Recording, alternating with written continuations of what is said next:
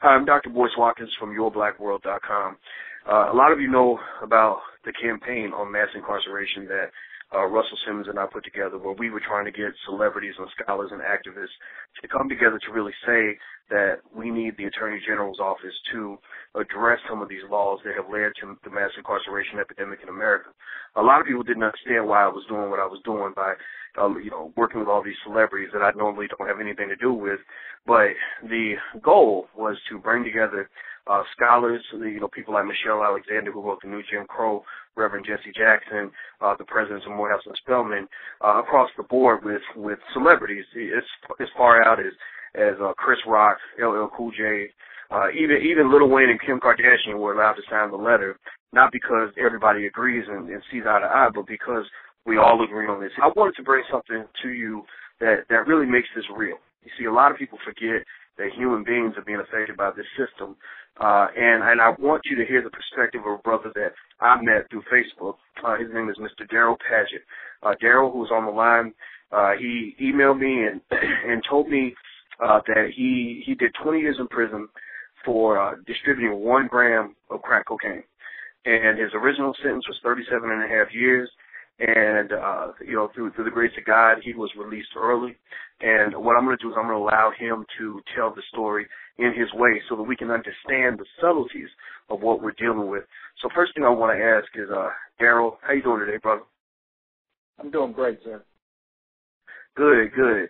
Man, I'm really happy you reached out to me. As I was telling you right before we started, this is real. I always talk about my older brother who just died a year ago, and a lot of this campaign is really for him. I saw how prison broke him down. He went to prison at the age of 17 or 18, and he was kind of in and out, and mentally he just wasn't there. I have other relatives who've also seen the system firsthand, and so this is personal for me, and I can't imagine how personal it must be for you. Now, I want to start just from the beginning.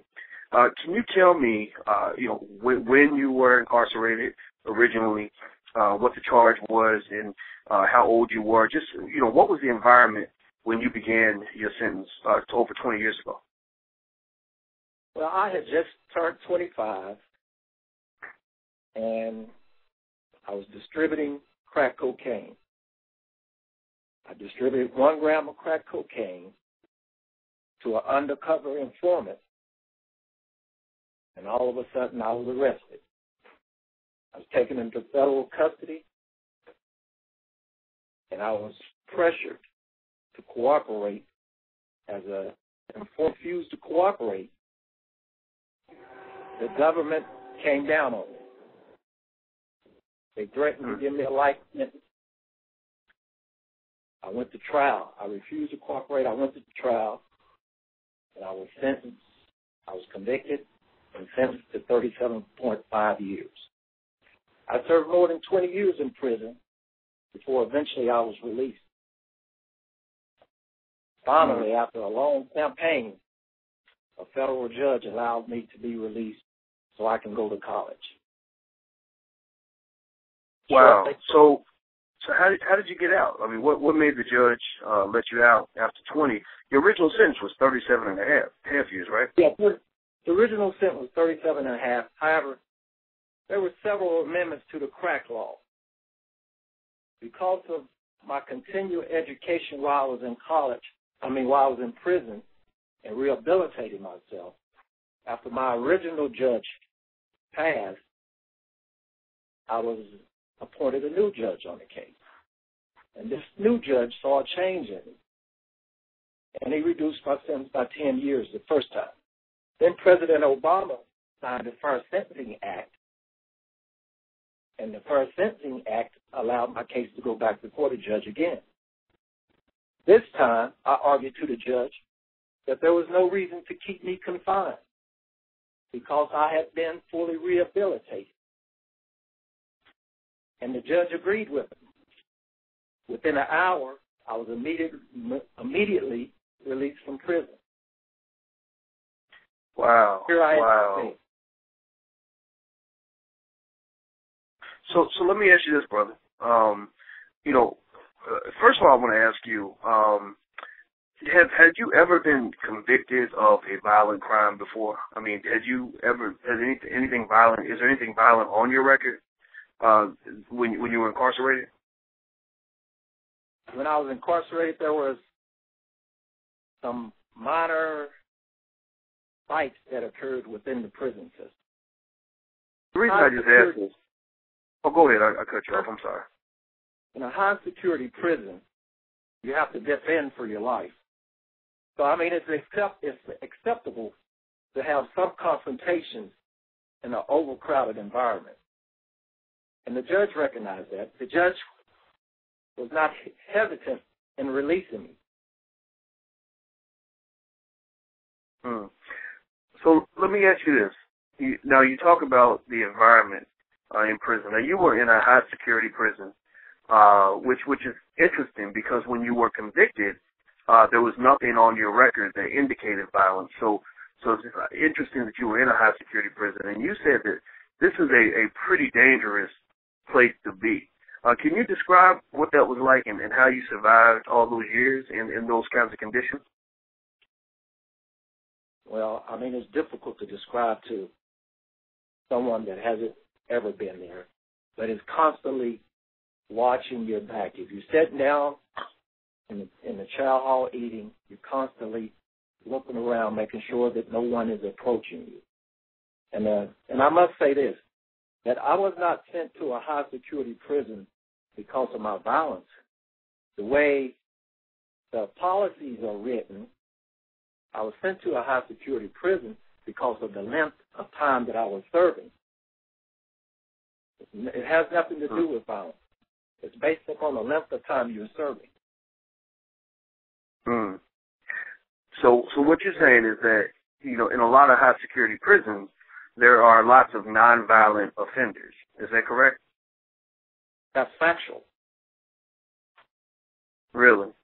So, you know, and I find that interesting that they would put individuals who don't have violence in their record in a scenario where, as you described it to me earlier, you know, it sounds like you said people were being killed on a daily basis, that there was lots of violence. So why would they send so many people there that had never, you know, who weren't violent people to a high security scenario that creates such a violent situation? You know, that's. Well, let me ask you this. You know, you said that part of the reason that you wanted to speak to me is because you said you wanted to do something to support the brothers that you said you left behind that are still, you know, behind bars for nonviolent offenses. Can you kind of talk about that a little bit? Yes. You know, I fortunately, you know, I constantly think about the friends that I had made and that I left there. And, you know, I had some friends that had the same opportunities that I had, and they went before the judge for resentencing on their crack cases. However, the judge didn't show them compassion like I was shown. I have a friend, he had 35 years, and now he's still serving 30 years. The judge only reduced his sentence by 5 years, even after President Obama signed the Fair Sentencing Act. And that's not rare. That's not rare. You have thousands of prisoners, if not more, that are serving long sentences for nonviolent offenses.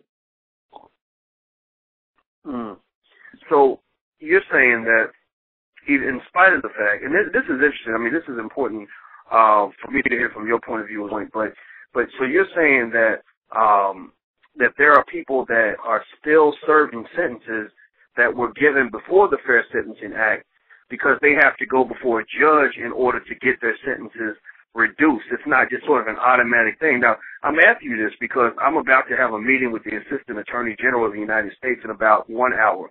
I'm not making this up. And this is one of the things that we are pushing for on this initiative. And just so people know, the White House is not happy that we're doing this campaign the way we're doing it, but the fact is that we have to really think about the humanity on this. So you're telling me that even from your experience, from what you've seen, that you have a lot of friends that were sentenced for nonviolent, drug-related offenses whose sentences were not reduced. due to the change in the law. Is that correct? Yes, that's correct. There's a lot of them that their sentences have not been reduced, and this stuff is not going to be reported to the media other than what I'm telling you, because those that are confined, they do not have a voice. And most often, they're not believed. But January 24th, 2012, I was released from prison. And I'm telling you, there are a lot more prisoners there that are nonviolent, that are seeking education, and they're stuck in prison today. Wow. Well, let me ask you this, brother. I want to end this on a positive note as well. I mean, sometimes people get on me for dwelling on what they think is the negative, but I want them to know about you. Now, the first thing I want to ask you is this, man. When the judge told you that you could go home, I even get choked up because I can imagine how you must have felt on that day. Can you tell us, just what that felt like after 20 years to be able to go home to your family? I mean, can you describe that a little bit? Well, initially, they had given me an hour to get out of prison. That wasn't hard to do. I was looking forward to it. So they rushed me out of prison, and I entered society, and I was shocked. I went to the restroom, and as I approached the restroom to use the toilet, after using it, I was looking for the handle to flush it. And suddenly, it flushed by itself. I'm looking around trying to figure out what's going on. And after that, I go over and I wash my hands. I had problems trying to get the water to come out, and somehow the water started coming out, and I didn't turn on the faucet or anything. So I proceeded to dry my hands, and I went to the paper dispenser, and all of a sudden, paper started rolling out into my hands without me even rolling it in. So I was shocked. I told my wife about that. My wife, I must mention this, that during the whole time, 20-some years that I was in prison, she stuck by me and came to visit me everywhere that I was. Wow. Are you kidding me? So you were married the whole 20 years? Yes, I was married the whole 20 years. That tells you a lot about the type of person that I am. We remained married, and even though the federal government, the BOP, tried to break it up, we never let that come between us. It tells me a lot about. Wait, I didn't mean to interrupt you. I was going to tell you, brother. It tells me a lot about the kind of person your wife is too. I mean, to stick by you all that time. That's amazing. Do you have children? Yes, I have one son. Wow. So how did your family feel when you saw them for the first time, and what was that like? Still today, every morning, my sister, she'll text me in the morning and say, good morning, ask me what I'm doing, and at nighttime, she'll make sure she'll text me and say good night, and probably she's a school teacher, and probably around 2 o'clock, she'll be calling me to talk to me and see how my day is going. That's something that happens every day. I mean, this support is needed, and I have it, so that's a great thing. Wow. Everybody has opened their arms to me. I mean, I saw a reverend in the community as soon as I came home, and he told me that he had been praying for me. He had been praying for my release, and everybody has been, very helpful. Well, that's wonderful, man. So tell us about, your life. Now let me ask you, I didn't ask you this yet. So how long have you been on the other side of the wall? When were you released? I was released January 24th, 2012. Okay. So that's a little over a year. So what are you up to now? What are you working on now, and what are your plans for the future? Very shortly, I will have completed a bachelor's degree in criminal justice. I'm an honor student. I began my journey with academic studies while I was incarcerated, and I continue today. My plans are to pursue law school shortly after I obtained my bachelor's degree. So, and then we'll go to this. Wow. Well, you know, brother, I want to emphasize this point. I would like to emphasize this point, that I did all my legal work and persuaded the judge to release me. The judge appointed an attorney to communicate with me. And the attorney even emphasized to the judge that my work was so well written that he wanted to present it to the judge himself. And that's what he did. Wow. And I was released because of my work. But a lot of the prisoners, they do not understand the law, and it's not because they're ignorant. It's just because they do not take the time, as I did. For 20 years, I spent 20 years in the law library.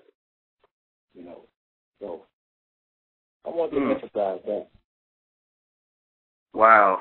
Well, you know, your story certainly inspires me, and it was just the fuel I needed this morning before I get on this call with the Assistant Attorney General. It reminds me of the importance of all of us really trying to take a smart approach to justice. This does not mean that we don't believe in giving people the chance to pay their debt to society, but I think that it makes it clear that these are real human beings with real families, and we got to make sure the punishment fits the crime. I think that's what we need. 37 and a half years for a nonviolent offense is absolutely ridiculous, and even the 20 that you served is in my mind about at least 19 years too long. So, you know, long story short, I appreciate you sharing your story. I also appreciate the fact that you're advocating for your brothers that were not as blessed as you were. So I want you to, if you can, Brother Darrell, please keep me posted and updated on the things you're working on and the progress you make. And I just want to say, you know, congratulations to you and your family on your release. Thank you. And thank you for being our voice. Well, absolutely. You know, you're my voice, believe it or not. You know, I think it's you know, brothers, we all have to work together to help each other, and I think that this is a great example of that. So thank you. And also to those who are listening, I want to say thank you for checking us out at yourblackworld.com. And we're going to keep fighting on this campaign. We're not going to stop. And I brought Brother Darrell to you so that you can understand why we're doing this. It's not going to stop. So until we meet again, please stay strong, be blessed, and be educated. We are gone. Peace.